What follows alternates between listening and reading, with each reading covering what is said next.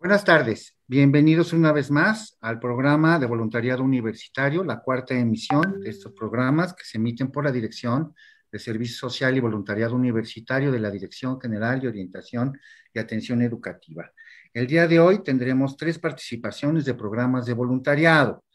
Participará con nosotros Emma Erika González Gutiérrez, que es la coordinadora de psicología de la Clínica Jurídica. Participarán por parte del Programa Universitario de Derechos Humanos Bárbara Guadalupe Hernández Vargas y Alma Rocío Huerta Herrera, así como por parte del Centro de Enseñanza para Extranjeros, Anaíd Saldívar Franco, que es la jefa del Departamento de Actividades Lúdicas del Centro mencionado de Enseñanza para Extranjeros, y Javier Pineda Rioja. Vamos a empezar con Emma González. Emma González, bienvenida, buenas tardes, todo tuyo. Adelante. Muchas gracias. Pues bueno, yo les vengo a contar sobre la clínica jurídica del Programa Universitario de Derechos Humanos de la UNAM, que tiene alrededor de 8 años. Es un programa de docencia y de enseñanza práctica reflexiva, donde estudiantes de diversas disciplinas se unen para poder llevar a cabo casos en materia de promoción y defensa de derechos humanos. Trabajamos principalmente con materias como género, capacidad o temas de salud mental, específicamente en personas que defienden su representación jurídica y en temas de género, de temas de migración. Los estudiantes son quienes llevan a cabo los casos. Nosotros nos congregamos alrededor de ellos en un staff. Lo que se hace es, llegan los clientes, entonces, bueno, la clínica tiene la función de esta docencia y de esta enseñanza práctica, donde aprendemos a través del hacer, no solamente los estudiantes, sino bueno, todas las personas que participamos en ese espacio. Y a la par brindamos servicios jurídicos gratuitos a esta población. La manera de ingresar es a través de convocatorias que abrimos cada 6 meses en nuestras páginas, ya sea tanto del programa universitario donde pertenecemos como del programa de la clínica. Es a través de estudiantes de Derecho, Psicología, Antropología, Trabajo Social, Pedagogía, donde hemos construido este espacio ya desde hace 8 años y han pasado por este espacio pues, alrededor de más de 500 estudiantes de todas estas disciplinas porque somos un equipo multidisciplinario. Y pues bueno, la manera o la forma en la que pueden ingresar es a través de las convocatorias, donde también las facultades, en este caso sobre todo de Derecho, de Psicología, Filosofía, por parte de Pedagogía también, abren y son quienes nos ayudan a hacer esta difusión para que puedan llegar los estudiantes. Llevamos alrededor de 25 o 30 casos. Pues los casos no son pues el tiempo en la clínica nos ha permitido tener pues una enseñanza amplia, porque pues desgraciadamente sabemos que nuestro sistema jurídico y sobre todo en toda la parte de derechos humanos, pues no necesariamente se distingue por esta parte pronta y expedita que dice la ley. Pero eso nos ha permitido también sostener mucho la defensa y acompañar casos relacionados a temas de migración, por ejemplo, en donde pues la clínica ha logrado que el Estado mexicano haga una disculpa pública a personas migrantes que venían de Chiapas y entonces agentes de migración los querían deportar a Guatemala. Asimismo, en temas relacionados con la capacidad jurídica, pues los estudiantes, con este equipo que nos congregamos alrededor de ellos, de profesionales, hemos llevado algunos casos a la Suprema Corte de Justicia, donde también se han discutido, por ejemplo, temas relacionados con el matrimonio igualitario, temas relacionados con el derecho de las personas que son declaradas como incapaces para que se puedan representar por sí mismas y pues eso a nivel nacional en estas materias. Entonces, pues bueno, la invitación es que estén atentos a nuestras convocatorias, pues para que puedan unir en esta parte de la promoción y defensa de derechos humanos de la población y pues a la vez poder seguir contribuyendo en este espacio enriquecedor de experiencias, que pues es lo que más buscamos para con pues toda la parte estudiantil que se une a nuestra plantilla. Gracias. Me parecen muy notables estas experiencias. Ya pasaremos a la parte de las preguntas. Creo que hay muchas preguntas que te podemos hacer, Emma, y que son experiencias muy, muy ricas y realmente merecen una plática muy, muy, muy, muy profunda. A continuación, vamos a tener la participación de Bárbara Hernández del Programa Universitario de Derechos Humanos. Adelante, Bárbara. Hola, buenas tardes a todas y todos. Pues a mí me tocó colaborar durante enero-julio de este año 2021 en conjunto con el Programa Universitario de Derechos Humanos de la UNAM y también con Chaifu México. Todo esto, bueno, lo hicimos también de la mano de la Clínica Jurídica de la UNAM. Concretamente, mi participación estuvo en mi voluntariado en el programa de colección de apapachos. Este es el nombre como amigable que damos a las personas y con el que lo damos a conocer y lo difundimos. Sin embargo, bueno, el nombre formal de este programa es Programa de Intervención Psicoeducativa para la Recuperación Psicosocial de Niñas, Niños y Adolescentes afectados por COVID-19. Creo que el nombre pues ya nos puede dar un panorama de lo que va, los objetivos que persigue. Principalmente pues nos centramos en población de niños, niñas y adolescentes. Y tiene una gran importancia ahorita que escuchaba, ahí va a hablar al respecto. ¿Por qué? Porque pues no solamente los derechos humanos van a radicar en personas con mayoría de edad, ¿no? Sino que también pues es la importancia de cuidar y de hacer valer los derechos humanos de niños, niñas y adolescentes que son considerados como una población vulnerable, una población que necesita también de la protección tanto del Estado como de la sociedad. Yo soy parte de la sociedad, ¿no? Entonces, aquí es como la importancia. Ahora viene el contexto, ¿no? No es un programa que haya surgido hace un año o más bien hace algunos años, ¿no? Sino apenas con esta situación de la pandemia en la que nos encontramos desde el 2020, es que empieza a surgir un qué va a pasar. Sabemos que, bueno, nos tocó, desgraciadamente nos transformó la vida cotidiana no es la misma, nuestras actividades no son las mismas, no la desempeñamos de la misma manera en todas las esferas de nuestra vida. Entonces fue un preocuparse por qué va a pasar con las infancias, qué va a pasar con el ejercicio de sus derechos, con su educación, con su estabilidad emocional, familiar, qué estaba pasando, ¿no? Hay distintos contextos porque no todas las infancias se viven de la misma manera.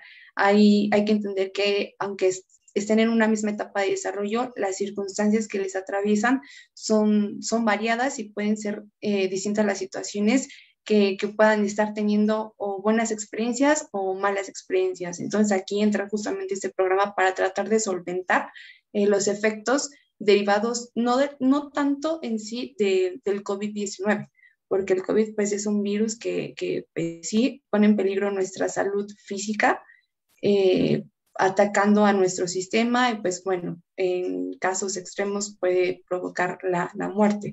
Sin embargo, este programa no va a cubrir, digamos, lo que está derivando del aspecto físico, sino de las medidas que se han tomado de la pandemia. Estas medidas también nos han generado consecuencias, también nos han dejado secuelas, como las medidas de la sana distancia, del aislamiento social principalmente. Entonces, de esto también hemos tenido algunos efectos, las personas, efectos psicológicos.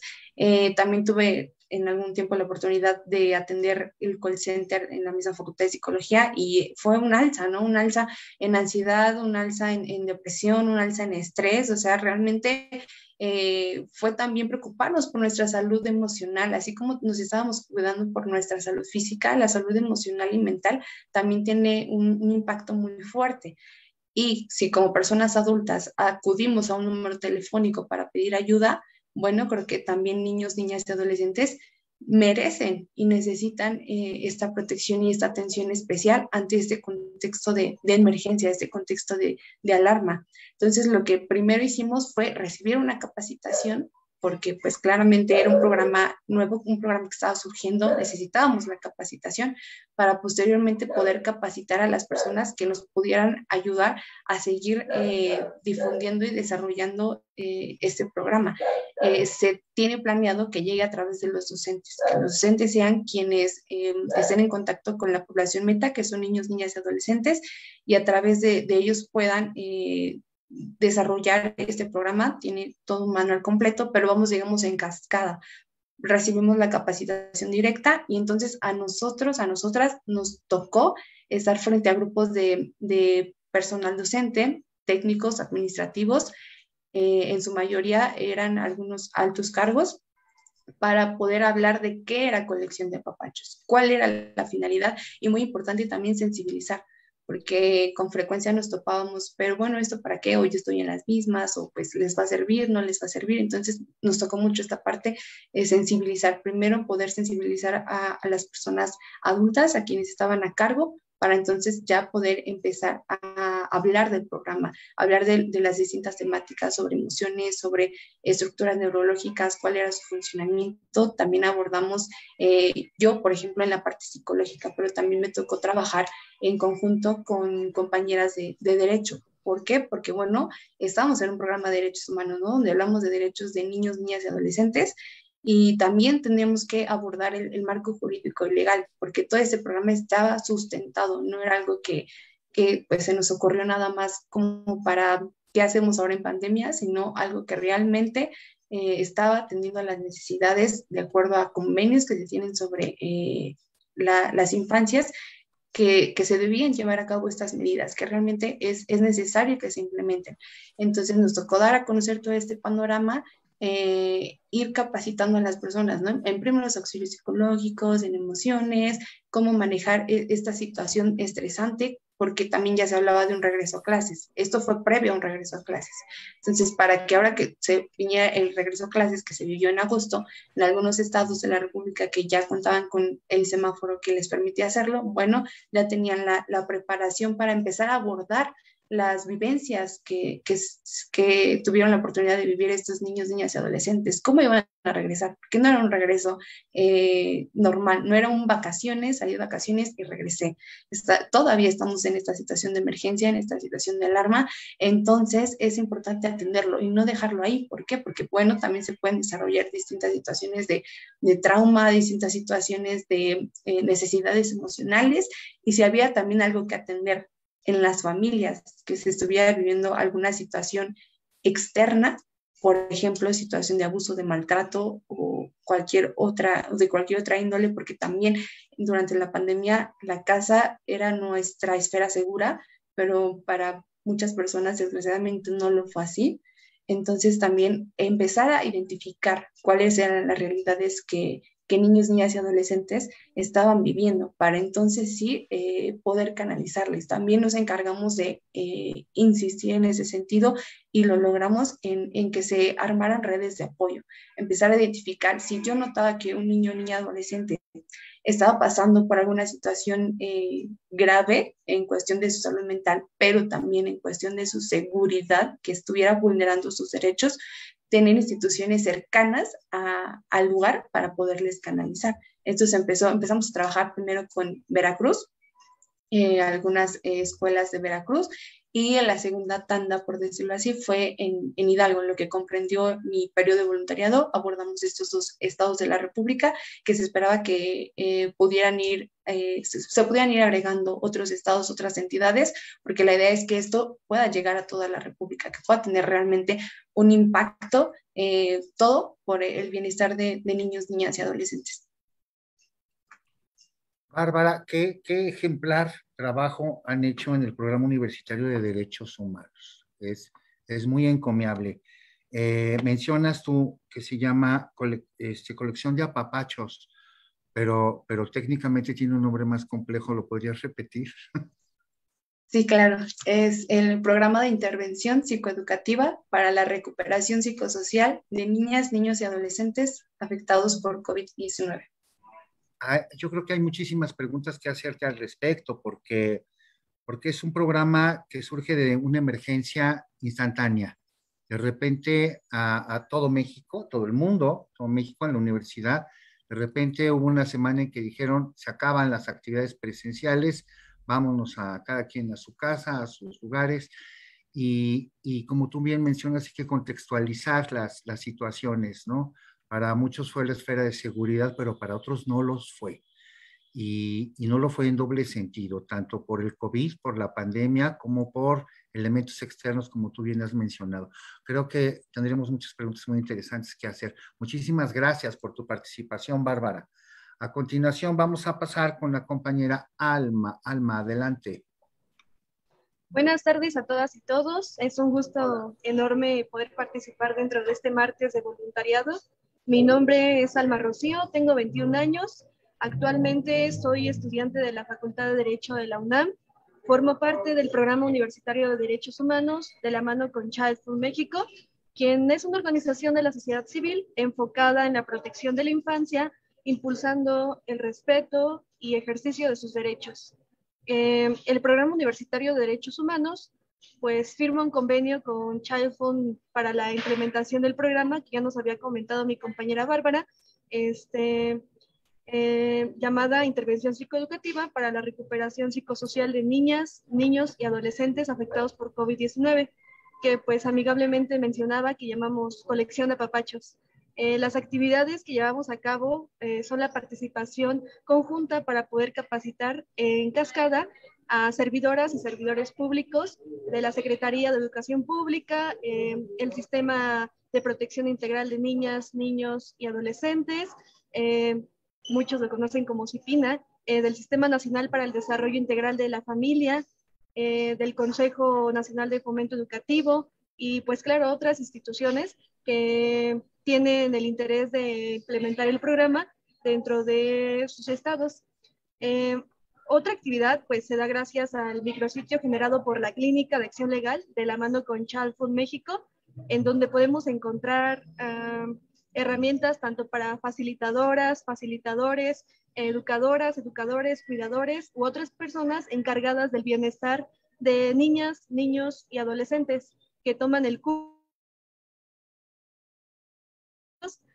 Nosotros como lo llamamos una caja de herramientas, porque una caja de herramientas contiene muchas herramientas para ayudar, ¿no? Entonces, en este caso, lo que podemos encontrar dentro de esta página de la clínica, que pueden buscarlo como cursos, Programa Universitario de Derechos Humanos de la UNAM, pues la finalidad de este programa es ayudar a niñas, niños y adolescentes a controlar y manifestar las emociones originadas y pues que han experimentado por esta pandemia y el confinamiento que estamos pasando. Y esta caja de herramientas consta de 4 módulos, cuyo pues cada módulo consta de 16 sesiones.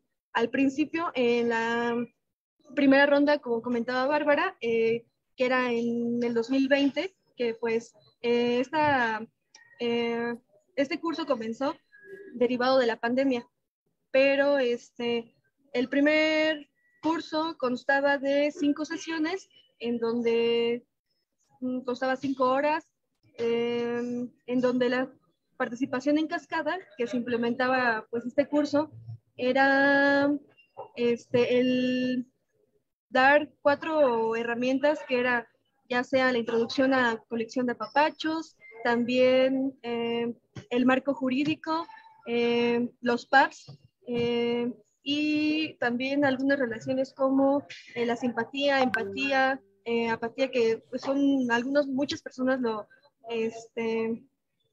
pues se confunden con esos términos. Entonces, la finalidad de este año, del 2021, solamente consta de 3 sesiones, cada una de 3 horas, en donde pues platicamos más sobre el micrositio, las actividades que pueden ser implementadas por facilitadores y facilitadoras con las niñas, niños y adolescentes. Y vienen por, como les mencionaba, módulos, ya sea por diferentes edades. Ya sabemos que no podemos abarcar niñas, niños, adolescentes. Aquí se divide de 0 a 3 años, de 3 a 6 años y así sucesivamente. Algo muy interesante que el año pasado comenzó esto con 2 estados de la República. Actualmente ya se ha abarcado y bueno, diferentes estados de la República han tomado interés por implementar este curso de colección de papachos dentro de sus estados, como lo es Durango, Estado de México, Veracruz, Morelia, etcétera. Bueno, estos fueron los que me acuerdo ahorita. Esta capacitación pues consta en hacer equipos de 2, ya sea un psicólogo, un abogado, y poder implementar conjuntamente colección de papachos a diferentes servidores públicos. Creo que eso es todo por mi parte. Excelentísimas experiencias. Una pregunta rápida antes de pasar con el otro segmento. Estas capacitaciones, esta práctica de intervención, de asistencia y de acompañamiento se está dando solamente a distancia en estos momentos. Entonces, por lo que ustedes han mencionado y la manera en que nos los han expuesto el día de hoy, vemos que el programa que se inició en un momento muy específico de la pandemia el año pasado, es decir, hace año y medio más o menos, ¿no? Ha ido sufriendo cambios. Esto me indica que ustedes van adaptándose a las circunstancias y a los contextos y esto las ha hecho crecer. ¿Me equivoco o voy bien? Sí, lamentablemente, pues este programa ahorita es virtual por las medidas que pues hemos tomado, pero es una herramienta también fundamental el poder impartirlo de manera virtual porque conoces a diferentes personas, diferentes servidores públicos y conoces también pues esas preocupaciones que tienen con sus niñas, niños y adolescentes, tanto como profesores, profesoras, directores también hay. Entonces, yo creo que es algo lamentable que sea por línea, pero también no solamente es un curso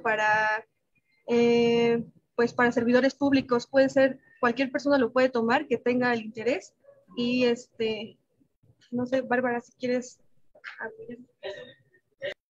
Sí, pues realmente así ha sido un adaptarnos a esta nueva normalidad, porque pues también fue aprender el uso de esta plataforma de Zoom, de Meet, empezarnos a comunicar desde desde esta virtualidad, pero también ha sido una gran oportunidad el poder conectar con otras personas de otras partes de la República. En lo personal, a mí me permitió descubrir justo pues que no solo es la zona centro, ¿no? O el valle, lo que existe, ¿no? En el país, sino también poder reconocer que hay otras situaciones afuera, ¿no? En la periferia, en estados, porque realmente trabajamos con estados de la República, pero no trabajábamos, al menos a mí no me tocó trabajar con escuelas de capital, ¿no? O sea, del centro de ese estado, sino también justo de municipios donde a veces carecían de servicios, ¿no? Donde carecían, me decían, es que no sé a dónde llevar atención de salud mental porque no la hay, porque el centro de salud no abre, porque toda esta situación está cerrada. Entonces también nos permitió darnos cuenta de cuáles eran las necesidades que este lugar tenía que atender, ¿no? Cómo también ese programa podía ser un impulso para poder obtener todos esos servicios de los que niños, niñas y adolescentes estaban siendo privados. Y pues también, como bien lo menciona Alma, poder conocer y conectar con otros servidores públicos con diferentes cargos y en lo personal también la mayoría me tocó trabajar con pedagogos, pedagogas, poder nutrirnos de sus experiencias, porque pues sí éramos jóvenes a cargo de grupos de que estaban enseñándoles la metodología o la dinámica de un programa nuevo, pero también sus experiencias como pues ya personas adultas que han trabajado años con niños, niñas y adolescentes, también fue un área de oportunidad de poder crecer. Quizá no estábamos interactuando directamente con niños, niñas y adolescentes, pero a través de las experiencias también fue un crecimiento profesional muy importante. Bien, Bárbara. Continuaremos después del siguiente segmento. Ahora pasaremos con nuestra amiga Anaí Saldívar Franco, que es la jefa del Departamento de Actividades Lúdicas del Centro de Enseñanza para Extranjeros. Adelante, Anaí. Bienvenida. Buenas tardes. Muy buenas tardes, Lorenzo. Muchas gracias. Los saludo a todos con mucho gusto. Bueno, pues sí, efectivamente, Javier Pineda y yo venimos del Centro de Enseñanza para Extranjeros. El Centro de Enseñanza acaba de cumplir 100 años de vida y bueno, estamos muy contentos por eso también. Y el programa de voluntariado tiene 10 años que se formalizó. El programa pertenece solamente al Departamento de Actividades Lúdicas y surge por varias cosas. Primero, porque, bueno, en el Centro de Enseñanza para Extranjeros se aprende español y cultura mexicana, y bueno, está enfrentito de la Facultad de Filosofía, a un lado de la Facultad de Psicología también, y bueno, es un espacio hermoso físicamente, rodeado de mucha vegetación, en el que antes de la pandemia pasaban muchas cosas, ¿no? Entre ellos, muchos estudiantes que iban a disfrutar de este bello paisaje y también de tener la oportunidad de convivir con la comunidad extranjera universitaria que vienen de todas partes del mundo. Y bueno, gracias a ello y a la necesidad de ellos de practicar un idioma principalmente, es como se formaliza el programa de voluntariado. Estos estudiantes que vienen de diversas facultades de la UNAM tienen diversos intereses, además de practicar el idioma, sino también poner en práctica pues sus habilidades para el trabajo en distintas áreas. Como el programa pertenece al Departamento de Actividades Lúdicas, se pueden insertar en 5 rubros.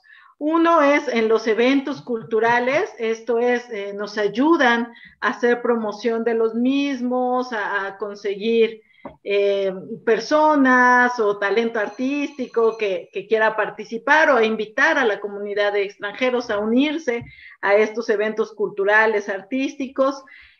También a la parte deportiva, es importante que la comunidad de extranjeros se inserte en su práctica deportiva que habitualmente tenían en sus países y bueno, como saben, la universidad da esa oportunidad de que sigan practicando el deporte. Entonces, bueno, los voluntarios tienen la encomienda de acompañar a un estudiante extranjero a que se integra a una práctica deportiva. Bueno, también tenemos un programa de acondicionamiento físico y también pertenecemos a la Liga de Fútbol Rápido de Ciudad Universitaria. Y bueno, otra área en la que se pueden insertar es en la parte de actividades extraescolares. Organizamos 3 clubes, el club de conversación, el club de canciones y el club de vocabulario, en donde los voluntarios pueden participar en todo el desarrollo de las sesiones y bueno, acompañar a los estudiantes extranjeros también. Y bueno, yo creo que de las partes más bonitas es la ludoteca del CEPE. Es un espacio que sucede en el jardín central, en el patio central, en donde se promueve el juego libre y el juego dirigido y el juego acompañado para pasar pues los ratos entre clases, yo diría en el recreo, en esos espacios libres y bueno, para propiciar el desarrollo de las habilidades sociales que son tan importantes también en el aprendizaje de un idioma y más en inmersión. Bueno, ahí hay una serie de juegos que son detonadores de experiencias realmente memorables y bueno, también tenemos una ludoteca con juegos del mundo que pueden aprender y seguir jugando. Y la última parte del voluntariado en el que se pueden insertar es por un tipo de proyecto en específico que los estudiantes universitarios quieren llevar a cabo y que tenga relación con el aprendizaje del español y la cultura mexicana.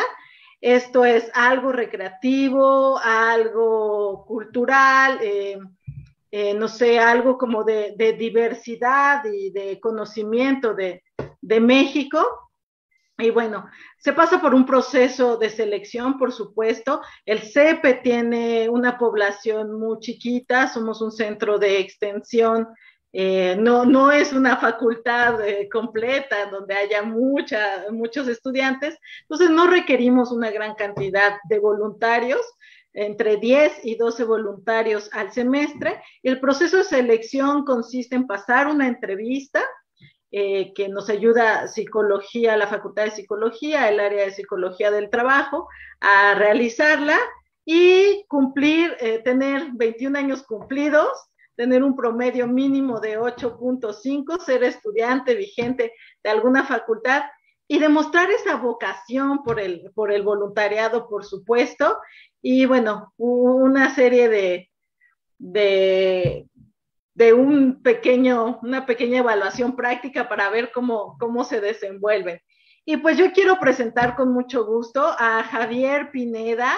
Él fue voluntario, bueno, fue en su momento, porque después de cumplir un año con nosotros de forma permanente, pasan a ser amigos del CEPE y se integran como voluntarios ya después como esporádicamente. Y bueno, Javo, que yo le digo así porque ya realmente es mi amigo, nos va a contar su experiencia como voluntario. Muchas gracias, Javo. Gracias, Anaída. Adelante, amigo Javo, bienvenido. Hola, ¿qué tal? Bueno, pues antes que nada, muchísimas gracias por la invitación. La verdad es un gusto siempre participar en estos eventos de la UNAM, y obviamente pues más después de ser egresado, ¿no? Y de estar ya en el campo laboral y regresar un poco a compartir la experiencia que se ha logrado pues a través de los años. Yo fui voluntario en el CEPE por ahí del 2012, más o menos fue la época donde yo estuve de voluntario oficial, y como dicen, y después ya estuve, mientras estaba desarrollando mi tesis, mientras estaba pues tratando de buscar ese trabajo, ese primer empleo, pues bueno, siempre ha sido un gusto para mí poder apoyar de alguna forma, ¿no? Y el CEPE me brindó esa oportunidad. Durante mi estancia en el CEPE, la verdad es que yo llegué por un club de conversación. Yo estaba estudiando coreano en el CELE, bueno, antes CELE, ahora creo que es la Escuela Nacional de Lenguas, pero bueno, allá estaba estudiando coreano, conocí el club de conversación de coreano donde ibas a practicar el idioma, y a partir de ahí, pues una amiga de mi clase me dijo, pues es que yo soy voluntaria en el CEPE, ¿por qué no te unes, no? Y dije, pues suena bastante bien. Y fue así como entré de voluntario, ¿no? Obviamente pasé mi proceso de selección y bueno, una vez entrando, la verdad es que cambió mi perspectiva de ver el CEPE, ¿no? Porque obviamente cuando yo llegué ahí, pues sí llegué con la idea de decir, bueno, voy a reforzar la parte de coreano que ya tenía, ¿no? Y la parte de inglés que ya tenía trabajada. Pero conforme fui avanzando en los proyectos, en conocer el CEPE, en conocer la parte de desarrollo de trabajo en equipo, la parte de lo que es, de entender qué es el CEPE, pues me fui involucrando todavía más y dejé de lado ese objetivo que era solamente hablar coreano o inglés, y pasé a esa parte de explicar qué es mi cultura, qué es mi país. Los mismos extranjeros llegan y te preguntan, oye, ¿me ayudas con este tiempo? ¿Me ayudas con esto? ¿Me ayudas a entender este tema? Y ya no solamente era la parte lúdica, ¿no? La parte del juego, sino también, pues te volvías en cierta manera maestro o profesor de ellos, ¿no? Con el paso del tiempo, pues vas entendiendo y vas estudiando, vas profundizando un poquito los temas, hasta el punto de que tengo amigos que puedo decir que hice ahí en el CEPE como voluntario, que ahora son profesores de español, ¿no? O sea, entonces es una formación completa que poco a poco te vas envolviendo, te vas enamorando de lo que haces ahí en el CEPE y definitivamente te quedas, ¿no? Entonces, hubieron muchísimos retos entre ellos el idioma, ¿no? Muchas veces los más curiosos son los que vienen de idioma 0, de idioma 1, de español 0, de español 1, que pues es difícil poderles explicar algo que tú ya tienes como cultura o como muy apropiado, ¿no? Tú el español lo hablas por imitación o como sea que lo hayamos aprendido, ¿no? Pero lo hablamos, y cuando llegan y dicen, oye, ¿cuál es el subjuntivo? Ah, caray, pues mira, déjame estudiarlo, déjame repasarlo, y entonces te tengo una clase o te tengo una explicación al respecto, ¿no? Entonces, es un tema bastante interesante la parte, el reto del idioma, el reto también de entender la cultura del otro, ¿no? Nosotros a lo mejor como mexicanos, pues somos un poquito más cercanos en cuestiones físicas, ¿no? Y los asiáticos son un poco más distantes, hasta que ya hay una confianza, pues ya hay una interacción física. Entonces nosotros saludamos de, ay, hola, buenas tardes y damos el beso, ¿no? Y para los asiáticos es algo que es algo muy raro. Entonces llegas a entender esa parte cultural, esa diferencia cultural con otros países, con otras personas, que dices, bueno, empiezas a entender un poco esa parte. Y también creo que otra de las cosas que podría decir que me causaron uno de los mayores retos fue la parte de entender que somos completamente diferentes, ¿no? El hecho de ser un voluntario te hace de formar parte de un equipo, y de un equipo que viene de diferentes carreras, de diferentes orientaciones, de diferentes vocaciones y con diferentes objetivos. Entonces, aquí en el CEPE creo que una de las cosas que le puedo aplaudir en este caso, pues al departamento y a Ani, es justamente la manera en que nos logró integrar como voluntarios, ¿no? Y ahora que egresé y que ya estoy en mi vida profesional, pues me dedico también de manera profesional al voluntariado. Entonces, pues sí, el voluntariado no ha salido de mí. Es algo que me gusta hacer. Estoy, creo que de voluntario en la UNAM en diferentes programas desde el 2008.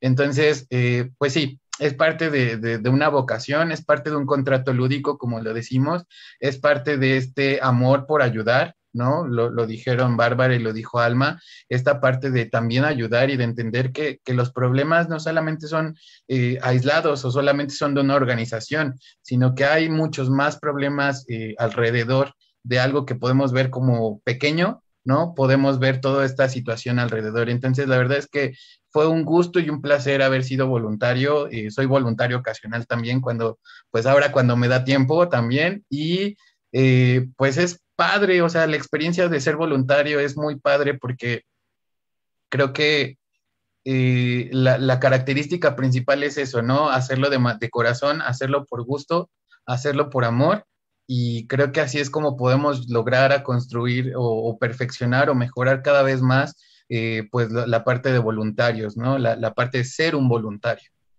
Y bueno, eso sería toda mi experiencia de mi parte. Excelente experiencia, Javier. Vamos a pasar a unas preguntas que nos han hecho y que son importantes. A ver, la primera sería, es para ambos, Anaíd, y para ti, Javier. ¿Los proyectos de voluntariado están abiertos para toda la comunidad universitaria? Así es, Lorenzo, están abiertos siempre y cuando cumplan los siguientes requisitos. Tengan cumplidos 21 años de edad y menores de 30 años.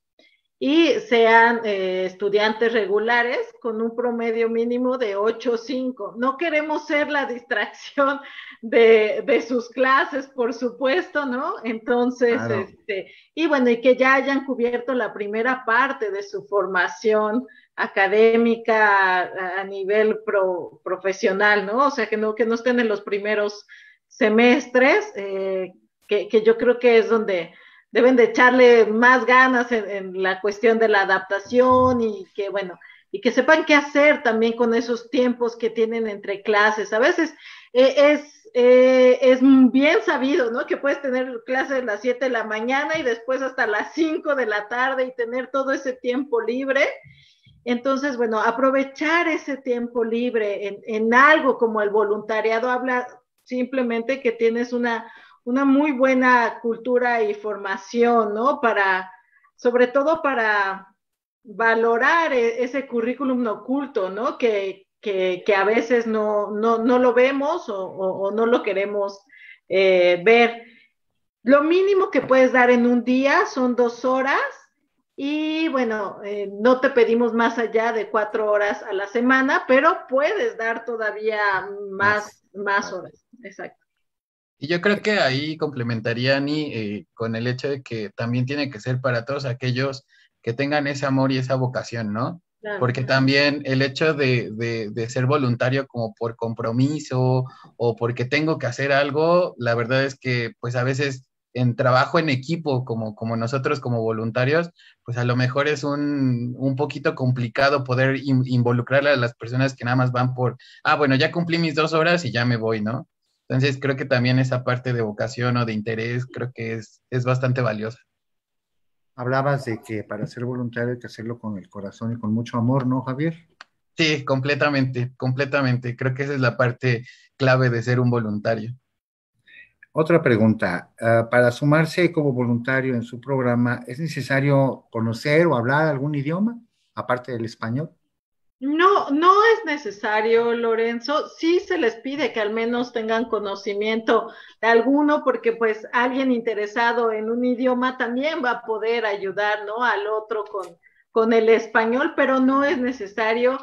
Hay estudiantes del CEPE de nivel iniciación que ni siquiera hablan inglés, ¿no? Por ejemplo, entonces nos comunicamos de forma muy lúdica, con señas, con letreritos, pues así como somos los mexicanos, ¿no? Con las manos, con los movimientos y bueno, esa es la forma también de enfrentarnos a un reto, no es necesario. Nos dices que cumplen 100 años. Cumplimos 100 años, sí, Son este año. centenarios, caramba. Sí. El grupo de voluntariado cumple 10. 10, exactamente. No, muy bien, muchísimas felicidades. Gracias.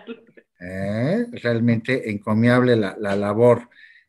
Vamos a pasar ahora con algunas preguntas para el primer bloque en específico con nuestra compañera Emma Erika González Gutiérrez, que es la jefa es la coordinadora de psicología. Hola, ¿cómo estás? No te habíamos olvidado, para nada. Tenemos algunas preguntas que hacerte importantes. Nos mencionabas que el programa tiene 8 años y la primera pregunta, yo creo la que clínica. Está cerquita de cumplir 10. Salud. Gracias. No te Y preocupes. la clínica 8. La clínica 8. Nos mencionabas que han pasado alrededor de 500 estudiantes con ustedes. Aproximadamente. Sí, cada semestre no tenemos, desgraciadamente, como tanta oferta, tantos lugares para ofertar, pero nos llegan alrededor en derecho, que es, pues bueno, como el eje o uno de los ejes principales debido al litigio que se hace al interior de este espacio, llegan alrededor de 100 solicitudes, pero de las cuales cada semestre, de las cuales pues ahorita solamente tenemos la posibilidad de aceptar máximo 22, 24 lugares, ¿no? Y de psicología llegan aproximadamente, pues han llegado hasta 30, 40 convocatorias cada semestre, pero ahorita tenemos solamente la posibilidad de tener 8 lugares. Entonces, pues bueno, sí tenemos una demanda interesante. Entonces, pues bueno, cada semestre aproximadamente, pues pasan alrededor de 30, 40 estudiantes que pueden permanecer ahí 6 meses o máximo un año. ¿Todos son voluntarios, Emma? Algunos son voluntarios, otras son personas que están haciendo su servicio social, pero sí tenemos mucho voluntariado y pues bueno, básicamente ese ha sido un espacio construido pues desde este trabajo, sobre todo de estudiantes, podemos decir pues muy autogestivo, ¿no? Porque es a partir de pues las experiencias prácticas, sobre todo, o sea, ahí los estudiantes tienen la posibilidad de poner en práctica pues lo que aprenden en las aulas, y aquí ellos son los encargados de, pues desde recibir a quienes nos buscan para servicios jurídicos, pensar las estrategias. Tenemos este método reflexivo, difícilmente les damos las respuestas, valoramos mucho lo que no sabemos, porque pues, creemos que a partir justamente de lo que no sabemos, pues es que nos tenemos que volver creativos, y pues sobre todo para tener esta comunicación permanente con el sistema de justicia, pues en diferentes niveles, o sea, desde las primeras instancias hasta, como ya lo mencionaba, pues la corte, y a veces cuando es necesario, pues instancias internacionales, ¿no? También. Vemos que es un programa como los anteriores realmente exitoso, Emma. ¿Hay algún proceso de selección específica para recibir voluntarios? Es decir, ¿sobre qué perfiles se están basando principalmente? Pues bueno, son personas interesadas en la promoción y defensa de derechos humanos en el trabajo multidisciplinario, que es muy complicado.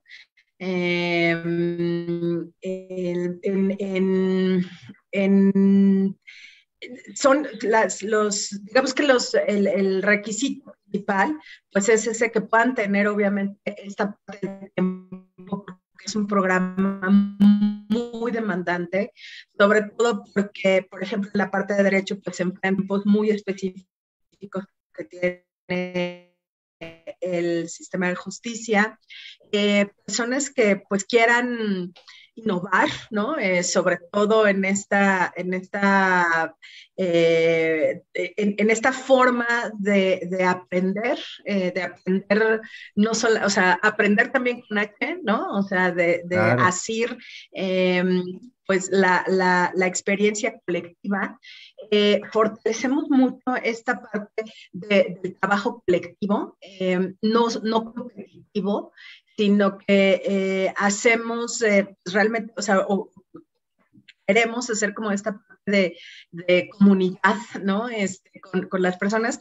En alguna ocasión, la clínica es como una especie de laboratorio, y de hecho tiene su nombre por la clínica de la parte práctica que tiene la medicina, por ejemplo, ¿no? Entonces, en algún momento llegaron personas, pues en ese momento, pues como que surgió, ¿no? En esta parte de la convocatoria, y nos mandaban correos de personas interesadas en toda esta parte de derechos humanos, y eran personas, pues, bueno, de contaduría, ¿no? O sea, nos han llegado a colaborar personas de contaduría, estudios latinoamericanos, en fin, o sea, a veces no hacemos convocatoria, a lo mejor específicamente para esas carreras, pero decidir pues, estos temas que sabemos también pues aquejan a la población, ¿no? O ¿no? en la población. Entonces, pues bueno, de la aplicación de los derechos humanos en el sistema jurídico. Emma, por lo que nos mencionas, te voy a hacer una pregunta que podría ser así como de perogrullo, pero yo creo que me lo vas a contestar muy bien. ¿Cuál es entonces la importancia del trabajo transdisciplinario en el ejercicio de las actividades que ustedes llevan a cabo?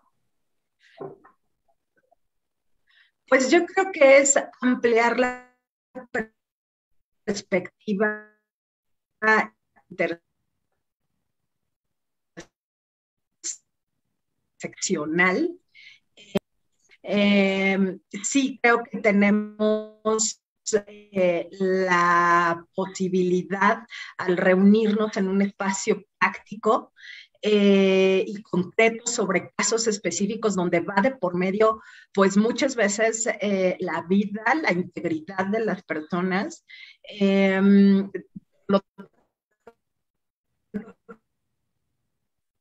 Creo que debemos de ser sumamente, pero la parte transdisciplinaria, o sea que pues bueno, tendríamos que tener como una conversación a lo mejor obviamente mucho más amplia de todo lo que implica, ¿no? O sea, todo eso. Y alcanzarla, ¿no? Esa ansiada transdisciplinariedad. Pero yo creo que nos permite situarnos en diversas aristas de la problemática y del problema. En diversas aristas de la problemática, ¿no? Para observar las posibles soluciones. Entonces, pues a veces derecho nos proporciona la perspectiva, ¿no? O sea, de los andamiajes jurídicos de la ley, y a veces psicología, por ejemplo, pues aporta, no sé, hasta en ejemplos prácticos como cuestiones de entrevistas, ¿no? Algunas veces pues no se enseña en la facultad porque no estás frente a los retos. Entonces, el hecho de trabajarlo desde la multidisciplina, ansiando esta transdisciplinariedad, pero sobre todo a la parte práctica, pues te pone en retos específicos que la teoría pues no necesariamente te proporciona. Entonces yo creo que sí es la transdisciplina, pero es la transdisciplina aplicada, ¿no? O sea, es concreta a los casos específicos, que son sumamente retadores. Ya lo creo. Muchísimas gracias, Emma. Regresaremos en un momento. Pasemos con Bárbara. Bárbara, en este proceso en el que ustedes han estado creciendo hacia diferentes estados, ¿cómo se hacen a llegar los voluntarios ustedes? ¿Cuál es el proceso de incorporación del voluntariado en sus programas? Pues va muy de la mano justo con lo que comentaba Emma. Yo justo llegué por una convocatoria de la Clínica Legal, entonces es primero justamente poder acercarnos a la Clínica Legal. En cuanto sale la convocatoria de la Clínica Legal, también ahí se deriva a los distintos programas que manejan. En este caso, de acuerdo a los perfiles, pues se contactan. Si no, digamos, si no entramos al programa Atender Casos de la Clínica Legal, bueno, se contactan por parte del otro perfil, ¿no? Poder atender a la población de las infancias y también trabajar en conjunto con Derecho y con Pedagogía, pero sí pasamos, digamos, por el proceso justo de una serie de documentos, ser estudiantes o creo que también alguna persona egresada llegó a participar, la entrevista, muy importante, y ya posteriormente nos van asignando de acuerdo a los horarios o de acuerdo a los lugares disponibles de forma virtual, pero digamos que el enlace es mediante la Clínica Legal. Bárbara, el programa, como ustedes nos los han contado el día de hoy, pues desde luego tiene un impacto inmediato, no es un programa que tenga un impacto a mediano o largo plazo como se da en otro tipo de programas comunitarios o de intervención en ciertos contextos socioeconómicos muy específicos o muy determinados, o que estén bajo un contexto pues de una emergencia sanitaria, como ha sido esta cuestión del COVID y lo que ello implica, que ya nos los has explicado. En ese sentido, la pregunta es, ¿por qué es importante este trabajo de sensibilización a funcionarios públicos y a diferentes autoridades de las diferentes comunidades en las que ustedes han empezado a trabajar? Bueno, pues creo que es importante entender también, no solo sensibilizar el contexto, sino creo que lo más importante aquí es sensibilizar lo que significa niños, niñas y adolescentes, ¿no? Y cuál es el papel que juegan en la sociedad, en una sociedad que desgraciadamente todavía somos adultocéntrica. Entonces creo que ahí radica, ¿no? Porque todas las personas, digamos, estamos a bordo de este barco llamado pandemia. Todas las personas estamos atravesando esta situación, pero no todas contamos con las herramientas necesarias para poder salir adelante. No todas las personas tenemos las mismas capacidades madurativas para poder afrontar esta situación. Entonces, justo hacer la distinción, visibilizar que hay cierto sector de la población que puede estar siendo más vulnerado ante este contexto de pandemia, es desde ahí partir, ¿no? ¿Y por qué con funcionarios públicos? Bueno, porque se venía justo esta parte del regreso a clases y quiénes eran las personas que iban a tener contacto con niños, niñas y adolescentes, una vez saliendo de casa, entran al espacio de la escuela. Entonces es muy importante también que con las personas que tuvieran este contacto pudieran empezar a trabajar desde ahí toda la parte de la vivencia, toda la parte de las emociones. Creo que también como país no somos un país que tengamos en mucha consideración la parte de la salud mental. Entonces, justo empezarlo a trabajar desde la escuela, tiene un impacto muy importante porque es justo donde ya niños, niñas, adolescentes es su esfera más próxima. Empezamos con la familia, ¿no? En las primeras edades, pero llega un cierto momento en que la escuela ya se vuelve parte fundamental de la vida. Entonces, ahí empezarlo a trabajar esta parte de expresión emocional, canalizar emociones y empezar a aterrizar las vivencias de qué está pasando, porque también algo que abordamos en colección de papachos es la parte del duelo. ¿Cuántas pérdidas no hemos tenido, no? ¿Cómo las han solventado niños, niñas y adolescentes? Claro. Es algo que queda en el aire, que desconocemos, que no sabemos si ya se trabajó ese duelo, si hay duelos que siguen siendo complicados, que se pueden volver patológicos. Entonces creo que también la importancia de este programa radica en un diagnosticar en qué estamos posicionadas, en qué etapa de la pandemia, del estrés, del duelo nos encontramos, para posteriormente poder intervenir de manera correcta, porque no les vamos a dar un trato igualitario en el sentido de que, repito, no todas las niñas, niños y adolescentes se encuentran en la misma situación o con las mismas herramientas para poder, por ejemplo, atravesar un duelo o cerrarlo de la... Hace un par de preguntas a Alma Rocío. Alma, entonces, ese contexto que nos ha manejado Bárbara, aproximadamente, ¿cuánto, así por cuantificar, sé que no es fácil, ha sido la población beneficiada con su trabajo desde que ustedes iniciaron? Un aproximado. El año pasado, recuerdo que la cantidad de personas capacitadas en esta capacitación en cascada fue aproximadamente de 500 personas. Actualmente ese número subió porque pues ya se abarcan más estados de la República. Entonces, sale cada fin de año pues esa estadística, pero el año pasado, que solamente fue Veracruz e Hidalgo, pues solamente fueron aproximadamente 500 personas servidoras públicas. Y ya esta capacitación en cascada de estas servidoras públicas, que ya sea capacitadores A, que son capacitadores tanto para otros servidores públicos o personas interesadas de este programa, o capacitadores B, que son personas que están directamente con niñas, niños y adolescentes. Entonces, se podría decir que este número es más grande, aumenta. Claro. Ya sería cuestión de checar las estadísticas tanto del CIPINA, porque hay un convenio el CIPINA con Child Fund y el Programa Universitario de Derechos Humanos, en donde las escuelas se debe de implementar, ¿no? Esta intervención psicoeducativa, pero digo, un número aproximado es de 500 personas del año pasado. Muy bien, Alma. Una última pregunta.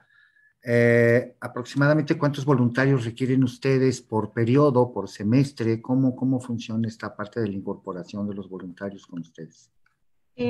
Este año somos 11 equipos, conformados cada uno por 2 integrantes, como mencionaba anteriormente, un psicólogo o un abogado, y entonces seríamos 22 voluntarios que pues estamos al servicio de la comunidad. Muy bien. Muchísimas gracias. Pues yo les agradezco a todos los participantes del día de hoy su participación, valga la redundancia, sus programas, sus acciones voluntarias. Creemos que son muy importantes. No me queda más que agradecerles a cada una de ustedes y a ti, Javier, a Emma Erika González Gutiérrez, coordinadora de psicología de la Clínica Jurídica, a Anaí Saldívar Franco, del Departamento de Actividades Lúdicas del CEPE, a Guadalupe y a Bárbara Hernández, perdón, y a Alma del Programa Universitario de Derechos Humanos. Les agradecemos mucho su participación del día de hoy y estaremos en contacto con ustedes. Muchísimas gracias y que estén muy bien. Y a todos ustedes, amigos, los esperamos el próximo martes con un programa sobre servicio social. Gracias, muy buenas tardes y hasta luego.